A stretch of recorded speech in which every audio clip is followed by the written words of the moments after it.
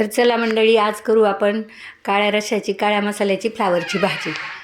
तर हे बघा, कढई घेतली, तेल टाकलं, त्यात हळद, मिरची पावडर, मसाला आणि हा काळा मसाला मी मागच्या एका व्हिडिओमध्ये टाकला होता बघा कसा बनवते. तर मी तो थोडा जास्तच बनवून ठेवते. तो काळा मसाला, कांदा, खोबरं, लसूण, आलं, कोथिंबीर घातलेला, हिरवी मिरची आणि हा चिरलेला फ्लावर आहे ना, थोडासा चांगला स्वच्छ पाण्यातून परतून घेतला.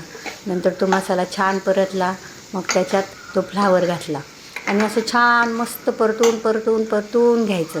अगदी मसाल्याला तेल सुटेपर्यंत. अगोदर आपण मसाला परतलेलाच आहे, नंतर फ्लावरच्या फोडी टाकल्यावर पण छान परतून घ्यायचं बारीक गॅसवर.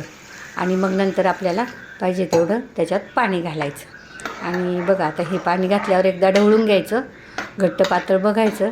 आता याला थोडंसं अजून शिजायला पाणी लागेल, तर थोडंसं पाणी टाकते मी, म्हणजे मग बरोबर मापात होईल. आणि कधी पण भाजी शिजताना आहे ना, मी फार मोठ्या गॅसवर नाही शिजवत बरं का. एकदा हे झालं, उकळी आली मिडियम गॅसवर की बारीक गॅस करते, म्हणजे भाजीला कसं तरी पण छान येते आणि मसाले पण त्यात छान मुरतात आणि स्वादही छान येतो, चवही छान येते. तर हे बघा, आता आपली भाजी शिजली मस्त, तिला कट्ट आला, रंगही बघा किती सुंदर आला.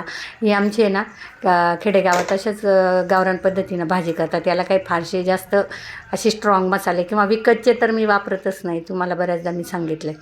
तर बघा, आता कोथिंबीर घातली, झाली भाजी तयार. मस्त फ्लावरची भाजी आणि पुलाव, लसणाची चटणी आणि गाजराचा हलवा, चपाती. असा बेत उपवास सोडायला केला. तर मंडळी, तुम्हाला हा व्हिडिओ आवडला आणि या जेवायला करा, सबस्क्राईब बाय आणि छान बेत आज या जेवायला. धन्यवाद.